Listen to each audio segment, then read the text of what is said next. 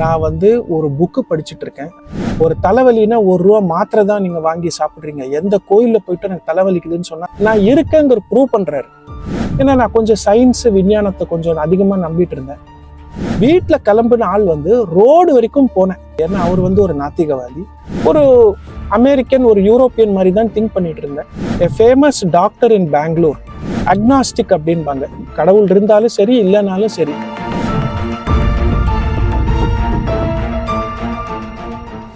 எல்லாருக்கும் வணக்கம். என் பேரு மது. நான் சென்னையில் இருக்கிறேன். நான் எப்படி ராகவேந்திரரோட பக்தர் ஆனேங்கிறது உங்களுக்கு எல்லாம் சொல்லலான் இருக்கேன். ஏன்னா சுத்தமாக நினச்சி பார்க்காத ஒரு தருணத்தில் தான் நான் ராயரோட பக்தர் ஆனேன். 2014 நான் ஒரு புக்கு படிச்சுட்டு இருக்கேன். அந்த புக்கோட பேர் பிகான் காட்மேன். அது ஒரு பெரிய நாத்திகவாதி, எப்ரஹாம் கோவூர் அப்படிங்கிறவர். எல்லாருக்குமே தெரியும். அவர் இந்தியாவில் இருக்கிற எல்லா கடவுள்களையும் குருமாரையும் சேலஞ்ச் பண்ணி, யாரா என்கிட்ட மிராக்கிள்ஸ் எதாவது பண்ணாங்கன்னா நான் என்னோட குடும்பத்தோட மொத்த சொத்தை நான் உங்களுக்கு கொடுத்துட்றேன்னு சொல்லிட்டு எல்லா ஜோசியக்காரங்களையும் குருமாரையும் எல்லா மதத்தாரையும் அவர் ஒரு கிரிட்டிக்கலாக இது பண்ணியிருக்காரு, சேலஞ்ச் பண்ணியிருக்காரு, யாரா ப்ரூவ் பண்ணுங்க அப்படின்ட்டு. அதில் எல்லா கடவுளும் எல்லா குருவை பற்றியும் இவர் பேசியிருக்காரு, அவரோட தாட் சொல்லியிருக்காரு. ஏன்னா அவர் ஒரு நாத்திகவாதி, நாத்திகமாக தான் பேசுவார். அதில் ஒரு பர்டிகுலர் சாப்டரில் நான் படிச்சுட்டு இருக்கும்போது A famous doctor in Bangalore, வெங்கடராவ்ங்கிற ஏதோ ஒரு டாக்டர் நினைக்கிறேன். அந்த டாக்டர் பெரிய ஹார்ட் சர்ஜன் பெங்களூர்ல. அவர் காலையில ஓம் ஸ்ரீ ராகவேந்திராய நமக 108 தடவை சொன்னேன்னா நம்மளுக்கு அமானுஷ்யமான ஏதோ ஒரு சக்தி கிடைக்கும்னு அவர் எங்கேயோ சொல்லியிருக்காரு அந்த காலத்துல பேப்பர்லயோ. ஐ திங்க் இது ஒரு 50-60 இயர்ஸ் முன்னாடி நினைக்கிறேன். அப்ப இந்த ஆள் சொல்லியிருக்காரு, எப்படி ஒரு ஹார்ட் டாக்டர் ஒரு ஹார்ட்டை ஆப்ரேட் பண்றவர் இந்தியால இத்தனை பேர் இப்படி சொல்ல முடியும்? ஏன்னா நீங்கெல்லாம் விஞ்ஞானத்தை நம்பி இருக்கிறவங்க. ஒரு தலைவலினா ₹1 மாத்திரை தான் நீங்க வாங்கி சாப்பிடுறீங்க. எந்த கோயில்ல போயிட்டு எனக்கு தலைவலிக்குதுன்னு சொன்னா தலைவலிக்க நிக்காது. எப்படி நீங்க இதனாலதான் இந்தியா டெவலப்டா இல்லைன்ட்டு அவரோட கருத்தை அவர் சொல்லியிருக்காரு. நான் அவரோட கருத்து தப்போ சரின்னு சொல்ல வரல. பட் நான் என்ன சொல்ல வரேன்னா, அதை நான் ராத்திரி படிக்கிறேன். அந்த புக்கை படிச்சுட்டு நான் சிரிச்சுட்டு அந்த புக்கை தூக்கி போடுறேன். எவ்வளோ பெரிய ஆள் இந்தியாவில் எல்லாரையுமே சேலஞ்ச் பண்ணியிருக்காரு, யாராலையுமே அவரை வின் பண்ண முடியலையே கடைசி வரைக்கும் அப்படிங்கிற ஒரு மன நிறைவில் நான் தூங்கிட்டு இருக்கேன். ஏன்னா நான் கொஞ்சம் சயின்ஸ் விஞ்ஞானத்தை கொஞ்சம் அதிகமாக நம்பிட்டு இருந்தேன். அடுத்த நாள் காலையில் என்னோட கம்பெனியில் ஒரு கம்பெனியோட ஆனுவல் டே. ஸோ அதுக்கான நோட்ஸ்லாம் ப்ரிப்பேர் பண்ணிட்டு இருக்கேன். என்ன ஸ்பீச் கொடுக்கணும், எம்ப்ளாயீஸ்க்கு நம்ம என்ன கிஃப்ட் கொடுக்கணும் அப்படின்னு சொல்லிட்டு இருக்கும்போது காலையில் ஒரு 6 மணிலேருந்து என்னோட மனசில் ஏதோ ஒன்று சொல்லுது, நீ நேற்றுக்கு ராத்திரி அந்த மந்திரத்தை கிண்டல் பண்ணி அதை கொஞ்சம் சொல்லி பாரு, உனக்கு தெரியும் அப்படின்னு யாரோ எனக்கு சொல்கிற மாதிரி. ஸோ நான் அது வரைக்கும் பூஜை பண்ணுற ஆள் கிடையாது. கோவிலுக்கு எப்பயா போவேன் வருவேன். அக்னாஸ்டிக் அப்படின்பாங்க. கடவுள் இருந்தாலும் சரி இல்லைனாலும் சரி, போனால் நம்புவேன், அப்படி நான் நம்பணும்னு கட்டாயம் கிடையாதுன்ட்டு. பட் காலையில் ஒரு 6 மணிலேருந்து ரொம்ப அமானுஷ்யமான ஒரு எக்ஸ்பீரியன்ஸ். யாரோ எனக்குள்ள அந்த மந்திரத்தை நீ சொல்லிப்பாரு, காசா பணமா 5 நிமிஷம் தானே சொல்லிப்பாரு, கிண்டல் பண்ணல சொல்லிப்பாருன்னு சொல்லிட்டு இருக்காங்க. மணி 10-10:30 காலையில் நான் ஆஃபீஸ் ட்ரெஸ்லாம், கேஷுவல் ஃபார்மல்ஸ் ட்ரெஸ்லாம் போட்டு ஷூலாம் போட்டு வீட்டிலேருந்து கிளம்பிட்டேன்.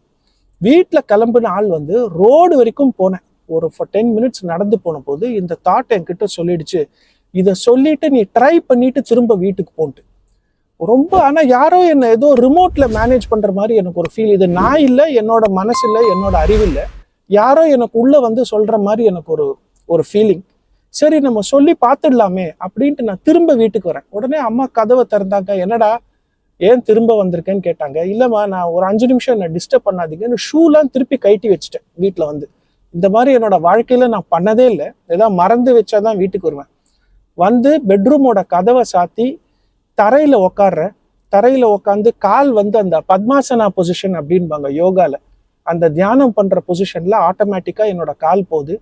என்னோட ஸ்பைன் ஸ்ட்ரைட்டா வச்சுக்கோ அப்படின்னு யாரோ சொல்றாங்க. முதுகெலும்பு நீ ஸ்ட்ரைட்டா வச்சுக்கோ, கழுத்தை ஸ்ட்ரைட்டா வச்சுக்கோ, கண்ணை மூடு, இப்ப நீ ஓம் ஸ்ரீ ராகவேந்திராய நமக 108 தடவை சொல்லு அப்படின்ட்டு யாரோ எனக்கு சொல்ற மாதிரி. ஸோ நான் கையால எண்றேன். அந்த நேரத்துல என்னால சிந்திக்க முடியல, நான் என்ன பண்றேங்கிறது எனக்கே தெரியல. 108 தடவை நான் சொல்லிட்டு நான் கண்ணை திறந்து பார்த்தா எனக்குள்ள ஏதோ ஒண்ணு நடந்திருக்கு. அது என்னன்னு என்னால சொல்ல முடியல. அதை பேரானந்த நிலைன்னு நீங்க சொல்லலாம், இல்ல ஒரு டோட்டல் லவ், 100% லவ் உள்ள வந்துடுச்சு. என்னோட கம்ப்ளீட் கேரக்டர், நான் அது வரைக்கும் இருந்த என்னோட கேரக்டர், பிஹேவியர், என்னோட வாழ்க்கையில நான் பண்ண விருப்பங்கள் எல்லாமே அந்த நிமிஷம் ஒரு மொபைல் ஃபோன் வந்து நீங்க ஃபுல்லா டிலீட் பண்ணீங்கன்னா எப்படி இருக்கும்? ஒரு ஃபேக்டரி ரீசெட் நீங்க கொடுத்தீங்கன்னா அது உள்ள இருக்கிற கான்டாக்ட்ஸ் இன்ஃபர்மேஷன், போட்டோ, வீடியோ எல்லாமே போயிட்டு புதுசா ஒரு ஃபோன் வாங்கினா எப்படி இருக்கும்? அந்த மாதிரி எனக்கு ஒரு ஃபீல். இது சொல்ல முடியல, யார்கிட்டயும் என்னால சொல்ல முடியல. என்னடா இது, ஏதோ ஒன்று நம்மள விட்டு போச்சு, நம்ம புதுசா பிறந்த மாதிரி ஒரு ஃபீல் வந்து என்னன்னு புரியல. அப்புறம் வந்து அடுத்த நாள் அன்னைக்கு வந்து ஆஃபீஸ் போனேன். அன்னைக்கு நான் ஆஃபீஸ் போன போது கம்பெனியில் ஆனுவல் டே. என்னோட பேச்சு ரொம்ப கம்மியாயிடுச்சு, சிரிப்பு ரொம்ப கம்மியாயிடுச்சு. நார்மலி நான் பண்ற விஷயங்கள் எதுவுமே பண்ணல. என்னோட ஃபேமிலியில எல்லாருமே வெஜிடேரியன், பட் நான் வெஜிடேரியன் சாப்பிட்டுட்டு இருந்தேன் வெளியில. ஏன்னா நான் அப்ராட் எல்லாம் போகும்போது வெஜிடேரியன் கிடைக்காதுன்ட்டு ஒரு அமெரிக்கன், ஒரு யூரோப்பியன் மாதிரி தான் திங்க் பண்ணிட்டு இருந்தேன். ஏன்னா ஐடி கம்பெனியில என்னோட பாசஸ் எல்லாருமே வந்து வெளிநாட்டு ஆளுங்க. 180 நாடுகள் உலகத்துல இருக்கேன், நம்ம ஒண்டி ஏன் இந்த கல்ச்சர் ஸ்பெஷல் சொல்லிட்டு உட்காடுறோம்? எல்லா கண்ட்ரியில பிறந்தவனுக்கும் அந்த கல்ச்சர் ஸ்பெஷல் தானே. அப்படி இருந்த ஆளுக்கு அன்னைக்கு மத்தியானமே நான் வந்து கம்பெனி ஆனுவல் டேக்கு போன போது எல்லாருமே என்னை வந்து எல்லாமே நான் அசைவம் சாப்பிடுன்னு அவங்களுக்கு தெரியும். வீட்டில் பண்ண மாட்டாங்க, எக்கு கூட பண்ண மாட்டாங்க. அன்னைக்கு நான் போயிட்டு வெஜிடேரியன் லைன்ல நிக்கிறேன். எல்லாரும் என்னோட ஃப்ரெண்ட்ஸ்லாம் கம்பல் பண்றாங்க, இங்க வா நான்வெஜ் சாப்பிடு, அது பாரு, இது இருக்கு. எனக்கு இன்னும் தோண மாட்டேங்குது. அப்பயும் எனக்கு தெரியல நானா பண்றேன்ட்டு. சாதாரண தயிர் சாதம், சப்பாத்தி, அந்த மாதிரி ரொம்ப சிம்பிள் ஆயிட்டேன். யார்கிட்டயும் பேச்சு கம்மியாயிடுச்சு, தேவையில்லாத பேச்சு அன்னைக்கு கம்மியாயிடுச்சு. உள்ளுக்குள்ள சொல்ல முடியாத ஒரு ஆனந்தம், அது என்னன்னு தெரியல, வார்த்தைகளால விவரிக்க முடியாத ஒரு ஆனந்தம். யார்கிட்ட சொன்னாலும் அது தெரியாது, அது என்ன நீ சொல்ற, நீ உன்னோட மனநிலைமை எனக்கு புரியலையேன்பாங்க.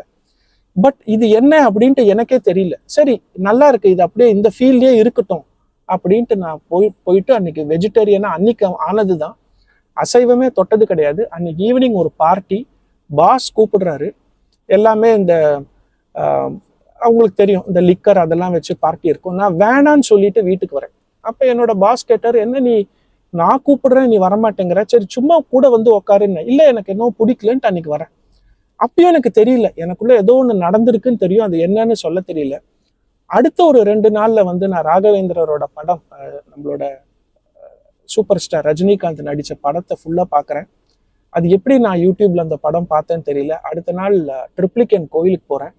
அங்க போயிட்டு ஒரு போட்டோ வாங்குறேன்.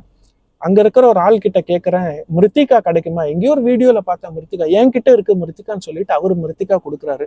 நம்ம முரளி சார் இருக்காரு ட்ரிப்ளிகேன் கோயில்ல, முரளி சார் நம்மளுக்கு ஃப்ரெண்ட் ஆயிட்டாரு. அதுக்கப்புறமா வந்து பார்த்தேன்னா வீட்டுக்கு வந்துட்டு நான் ராகவேந்திரர் ஸ்தோத்திரம் 1-2 தடவை தான் நான் கேட்கிறேன். ஸ்ரீ பூர்ண போத குரு தீர்த்த பயோப்தி பாரா, அந்த ஸ்தோத்திரத்தை 3 டைம்ஸ் கேட்டவுடனே எனக்கு பைஹார்ட் ஆயிடுச்சு. எனக்கு ஹிந்தி தெரியும், பட் எனக்கு சான்ஸ்கிரிட் தெரியாது. சம்ஸ்கிருதத்துல தான் அது எழுதியிருக்குன்னு நினைக்கிறேன். அந்த ஸ்தோத்திரம் வந்து அது ஒரு 4 பேஜ் இருக்குன்னு நினைக்கிறேன் எழுதுனா. அது ஃபுல்லா பைஹார்ட் ஆயிடுச்சு. அப்புறம் மங்களாஷ்டகம் படிக்கிறேன். இதெல்லாம் என்ன நடக்குதுன்னு எனக்கு தெரியல. இப்படியே ஒரு 3 வருஷம் 4 வருஷம் போச்சு. யார்கிட்ட, என்னோட வீட்டுல எல்லாருமே சொல்லிட்டாங்க, உன்னோட கேரக்டர் ஃபுல்லா மாறிடுச்சு, நீ என்ன காலையில பூஜை பண்ற, மந்திரத்தை சொல்ற, இந்த மாதிரி ஒரு மதுவை நான் பார்த்ததே இல்லையே. என்னோட ஃப்ரெண்ட்ஸ் எல்லாமே சொல்லிட்டாங்க உனக்கு என்னவோ ஆயிருக்குன்ட்டு. அப்புறம் நான் சொல்லி நிறைய பேர் மந்திராலயம் போயிருக்காங்க. ஏன்னா மதுங்கிறவன் இப்படி இருந்தவன் இப்படி மாறிட்டான்னா இவன் சும்மா சொல்ல மாட்டான், காசுக்கோ பணத்துக்கோ பெருமைக்கோ இல்ல ராகவேந்திரரை நம்ம மார்க்கெட்டிங் பண்ணட்டும், இது உண்மையான அவரோட வாழ்க்கையில நடந்துதான்னு சொல்லிட்டு என்னோட ஃப்ரெண்ட்ஸ் நிறைய பேர் வந்து மந்திராலயம் போய் அவங்களுக்கு வேலை கிடைச்சிருக்கு, அவங்களோட மனசுல இருக்கிற கஷ்டம் இருக்கும் போதெல்லாம் நான் போக சொல்லுவேன். ஃபர்ஸ்ட் முடியாதுன்னுபாங்க, நான் திருப்பதி தான் போவேன், நான் மந்திராலயம் போக மாட்டேன், எனக்கு எந்த குருலையும் நம்பிக்கை இல்லை, இப்படியெல்லாம் சொல்லுவாங்க. ஆனா திடீர்னு ஒரு காலையில பார்த்தேன்னா கார் எடுத்து கிளம்பியிருப்பாங்க. நான் ரேணிகுண்டா தாண்டிட்டேன், நான் மந்திராலயம் ரீச் பண்ணேன்னா நான் என்ன பண்ணணும், 3 நாள் எப்படி நான் சங்கல்ப சேவை பண்ணணும், தரையில படுக்கணும், நான் சொல்ற எல்லா இன்ஸ்ட்ரக்ஷன்ஸுமே அவங்க கேட்பாங்க. எதுக்குமே அவங்க எதிர் சொல்ல மாட்டாங்க. திரும்ப வருவாங்க. வந்து 2 monthsல அவங்க என்ன கேட்டு போனாங்களோ அதோட 10 மடங்கு கிடைச்சிருக்கும். ஃபார் எக்ஸாம்பிள், இப்போ எனக்கு சென்னையில ஒரு வேலை வேணும்னு ஒருத்தர் சொன்னாரு, 2 வருஷமா வேலை இல்லைன்னா அவருக்கு ஜெர்மனியில வேலை கிடைச்சிருக்கும், எவ்வளவு கோடி ரூபா சம்பளத்துல. அப்போ இல்லைன்னு சொல்றவங்கள தான் ராயர் வந்து ஃபர்ஸ்ட் எடுக்கிறாரு உள்ள வந்து. இல்லைன்னு நம்ம சொல்லும் போது ஒரு சேலஞ்சா எடுத்து நம்மள ஒரு டிவோட்டி ஆக்குறாரு, நான் இருக்கேங்கிற ப்ரூவ் பண்றாரு. அது நான் நிறைய தடவை நான் பார்த்திருக்கேன். எனக்கு என்ன சொல்லணும்னா, எல்லாரும் ஓம் ஸ்ரீ ராகவேந்திராய நமக 108 தடவை சொல்லுங்க. முடிஞ்சா ராகவேந்திரர் ஸ்தோத்திரத்தை படிங்க. என்னோட வாழ்க்கையில நடந்த மாதிரி ஒரு பேரானந்த நிலை நீங்களும் அடையணும், ராயரோட எல்லா அனுகிரகமும் நீங்க வாங்கணும் அப்படிங்கிறதா என்னோட வேண்டுகோள். நன்றி, வணக்கம்.